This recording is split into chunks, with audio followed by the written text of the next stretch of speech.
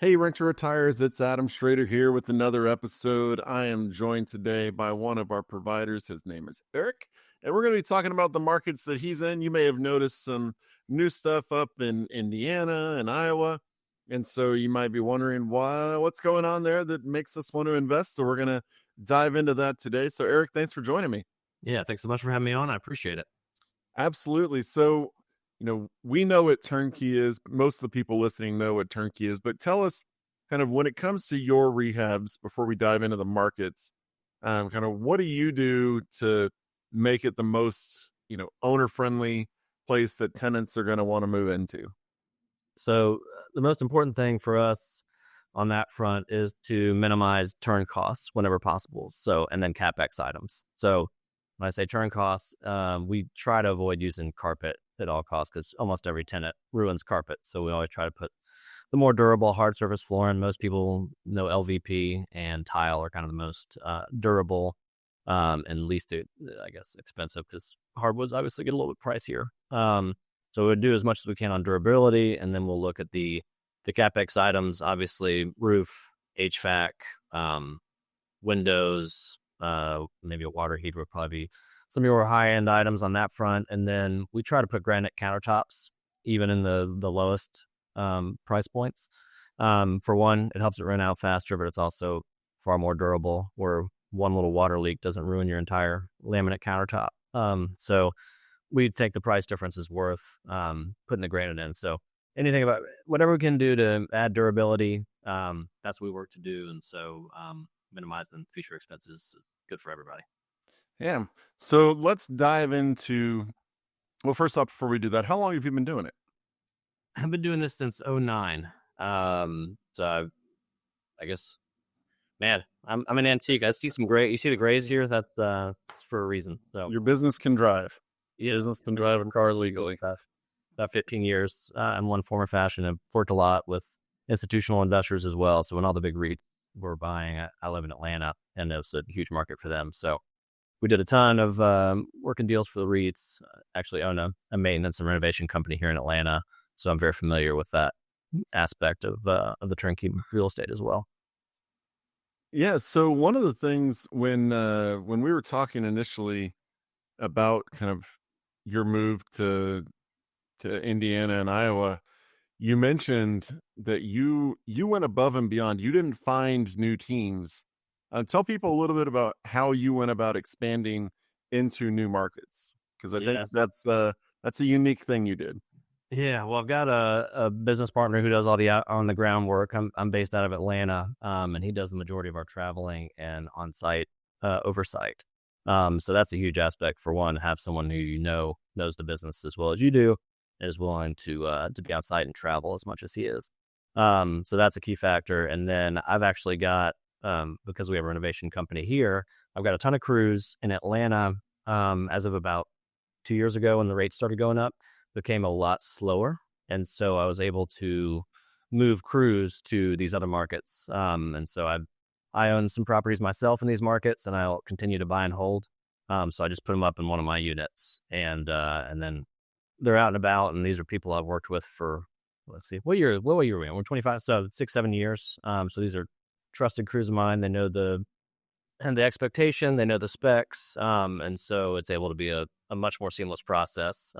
Initially, we had some more local crews, and I found that to be, it probably took 5 times the amount to rehab the properties. So now that we've got some local guys who are vendors and trades like HVAC, electrical, and plumbing, we do have local guys for that, but all the other cosmetic items, I'm able to use our crews, and they move pretty quickly. So we found that to be a much more effective process. 90% of real estate investors miss key tax savings by overlooking deductions. Flipping houses, managing rentals, or growing your real estate empire? Make sure you've got experts in your corner, especially when it comes to taxes.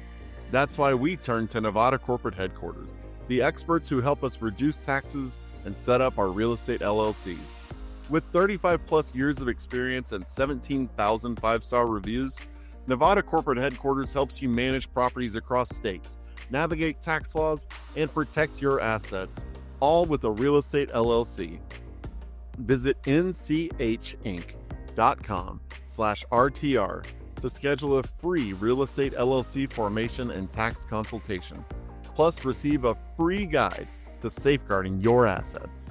So, let's dive into the markets themselves a little bit. South Bend, Indiana, we've seen some properties. Probably the only thing that people know about South Bend is they watch Rudy. They know that Notre Dame plays there, and sometimes they're decent at football. So tell us a little bit about kind of what's going on in South Bend that makes it even remotely attractive for investors, and why you decided to start working there. Yeah, well, they beat my Bulldogs in the playoffs this year, so maybe I might stop investing up there. But I've been kind of the mindset in the last 3-4 years as affordability has become an issue, that I want to be in secondary and tertiary market that at least are somewhat close to a major metro. Obviously, it's just close to Chicago, and then maybe Indianapolis. And so I want to find those areas and then find affordability, because there's so many people who can't afford housing. And so when I'm seeing Atlanta, they're going an hour outside or 2 hours outside of Atlanta to be able to afford properties. And South Bend has a great infrastructure in place. So you've got 5 universities, obviously the biggest being Notre Dame. And then there's a bunch of adjacent towns. There's a ton of good manufacturing. There's actually a light rail being built from Chicago as we speak, and it's like halfway out right now. And so it'll be much easier to commute to Chicago if people want to do that. You can live in South Bend for probably a quarter of the price, I'd guess, of what Chicago would be. So I like the projected growth of what's going on. Amazon's got a big facility that's being built as we speak.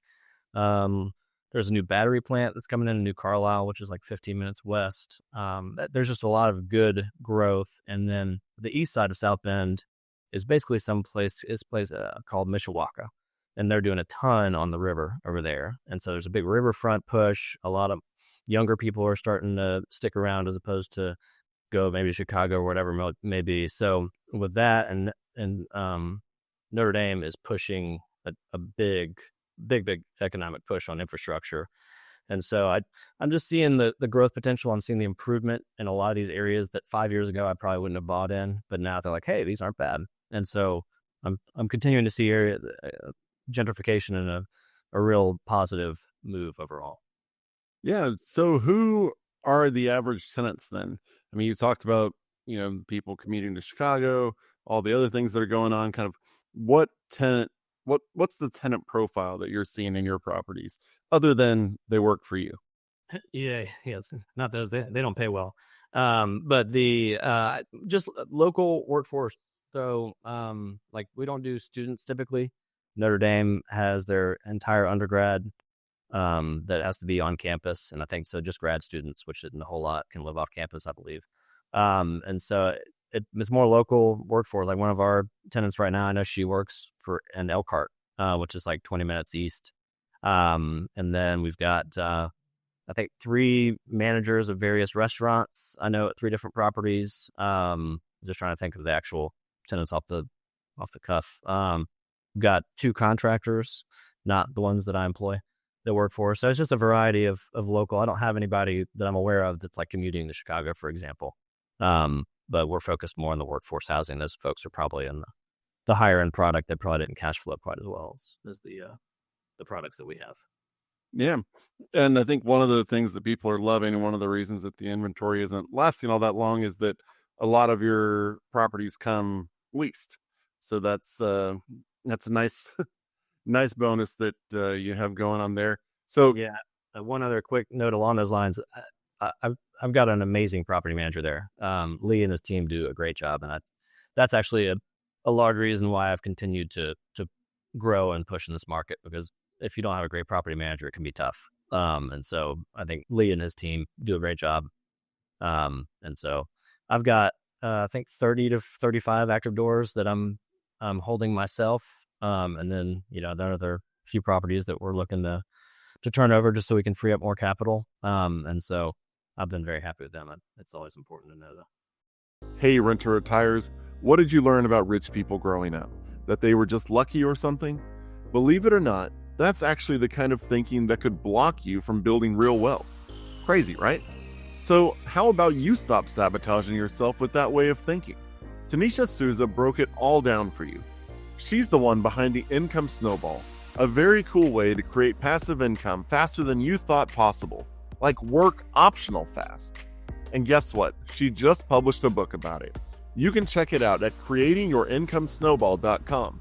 Want to learn even more and claim your free strategy session to learn how you can do the same? Visit renttoretirement.com/TARDUS Wealth today. Trust me, this is one snowball you don't want to miss. Tell us a little bit about kind of what the placement timeline has been for you and what you've seen with Lee's team, and then kind of any kind of rent growth that you've seen in your portfolio and others. Anything you have on that side, I'd love to hear just kind of how active the market is right now. Yeah. So the wintertime there is tough. It is quite chilly. But so like I feel like January is pretty much a month that not much happens.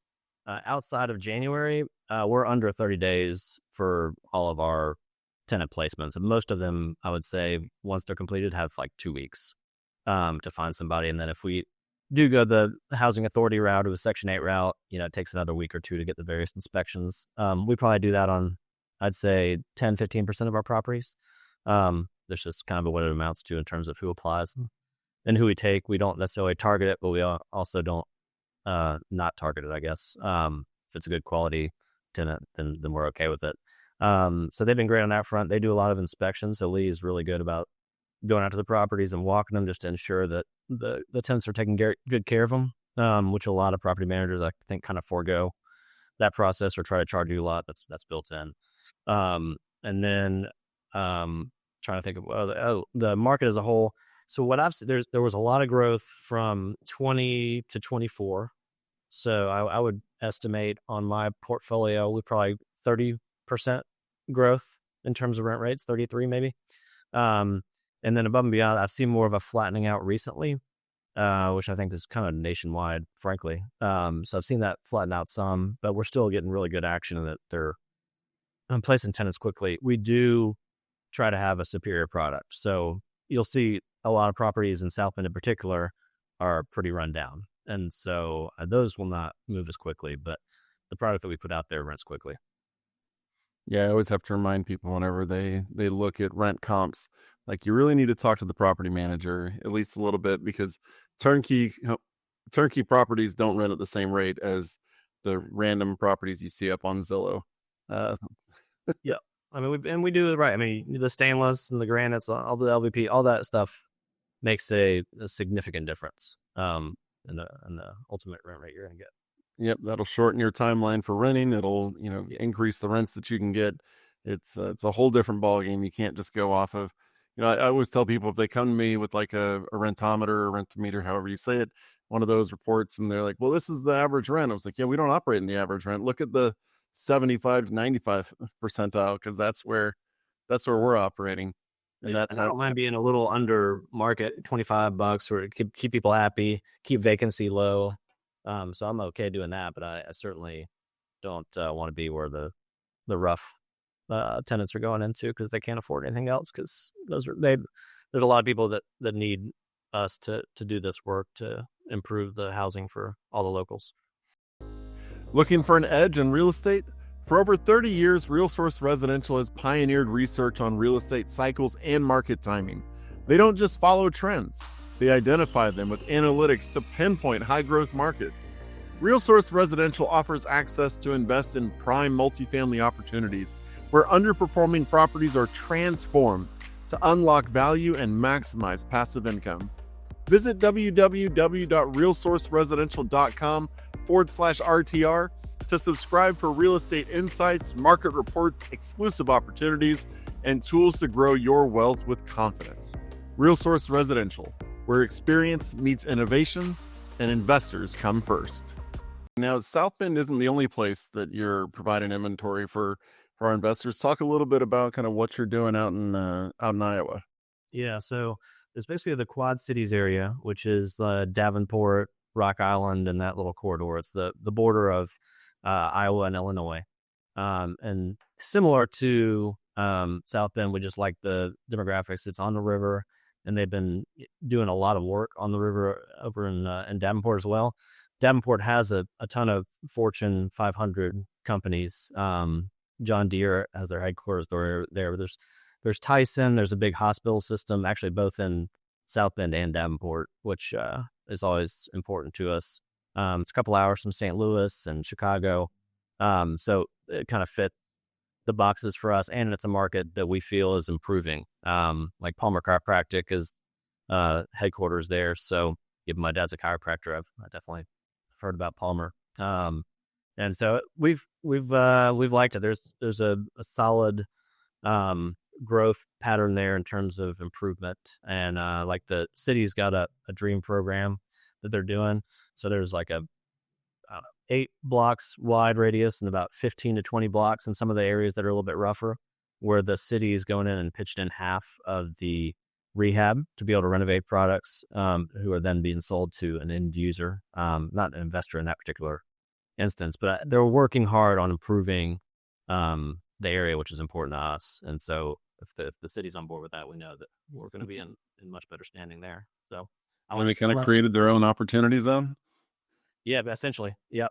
I don't think that we get the tax-free capital gains in the back end, but yeah, it doesn't benefit me in terms of selling to an investor, but to have a bunch of houses around us all improving and renovating, and then we are able to rent out at a better rate and have less crime. So it's certainly an appealing program for all of us. Yeah. And so what, kind of along the same lines in Davenport as what you see in South Bend, have you held stuff long enough there that you kind of know what rent growth and appreciation you've seen there? And then also just talk a little bit about the price points that you're selling these properties in, because obviously that can help people decide whether or not it's in their budget and the wheelhouse that they're looking for. Yeah, sure. I have not been in Davenport as long as South Bend, so I've been in Davenport for about 18 months. So not a ton of movement on rents, just because if it takes me 6 months to renovate a property, I haven't even really seen a whole lot of turns yet in that regard. So I'm not able to provide a whole lot of insight. I know that in talking to other investors, they're probably a similar pattern of growth, just because there was inflation nationwide in terms of rent rate. But I couldn't tell you, unfortunately, a whole lot more than that. I have seen that we're able to get some good solid tenants over there. We've got a few properties that we just renovated that we're literally renting out as we speak, and so those may come to the market here in the next 30 to 45 days. But in terms of price points, most of the stuff that we're doing is going to be in the 130 to I'll say this: the single family will both to be 130 to maybe 200,000 price point, and then multifamily can go a little bit higher. Only typically happening if it's like a quad, something like that, then I'll go up higher. So we've got one in South Bend. It's a little under 300,000. It rents out a little over 3,000, for example. And so that'll, if we have more units, then it'll probably go up. But typically, just with the rent rates and the price points that we're looking at, it's going to be in the mid to high ones, and then it can creep up a little bit depending on the number of units. Yeah, and it's one of the areas you look at the numbers, and y'all are actually almost hitting that mythical 1% rule that investors drool over. Yeah, 2013, when we all thought that was what you were supposed to do. Yeah, we're able to. That's one of the appealing parts, because Atlanta I know extremely well, but the 1% rule passed us about 2015, and so that's why I started kind of looking around at other markets that would be appealing. Landlord-friendly, by the way, is the other thing that's important to us. Landlord-friendly states, so we try to make sure that's a factor as well. So both of these kind of fit that box. Yeah. Have you talked to Lee at all, and has he shared anything with you about kind of the eviction timeline or anything like that? It's typically 30 days up there. I've been fortunate. We haven't had many, but we've had a couple in 35, 40 doors. So it ends up being right at 30 days. So it's pretty standard, at least with what I've expected in Atlanta or any other market. I don't think it gets a whole lot faster than that. No. Yeah. Not whenever you first have to factor in at some point they have to be late with their rent before you can hit them with that. Yeah, hit them on the 10th. Yeah, but we do. I mean, you have to be pretty firm, because otherwise you can get taken advantage of. So Lee and his team do a good job of that. Okay. Fantastic. So is there anything else you want to share about kind of what y'all do or the markets that y'all are in that you think people should know? I would just say, we continue to look for inventory. Obviously, the more inventory we're able to move, then the more we'll find out there. I think these are really solid markets, and we have an infrastructure built in both places with the rehab team, the on-site team, and management team that can be hard to find. And so we think it's a great opportunity, and certainly appreciate be able to work with you all. I know you guys do a great job of reaching investors, and so anything we can do to help, I'm more than happy to be available at any time for calls or anything. Fantastic. Well, you can find all of his inventory at renttoretirement.com. That's renttoretirement.com. Just click on the Turnkey Rentals and you'll see what we have going on in terms of our inventory. Schedule a time to talk with the strategist at Rent to Retirement to start going through the pre-approval process. Make sure we understand your goals and see if Eric properties are the right fit for your portfolio. I think you'll find that like he said, good areas, good price point, good rents, could be a good fit for a lot of people. So if you have any questions that you want myself, Zach, or if you even want us to pass it along to Eric, you can email them to podcast@renttoretirement.com. That's podcast@renttoretirement.com.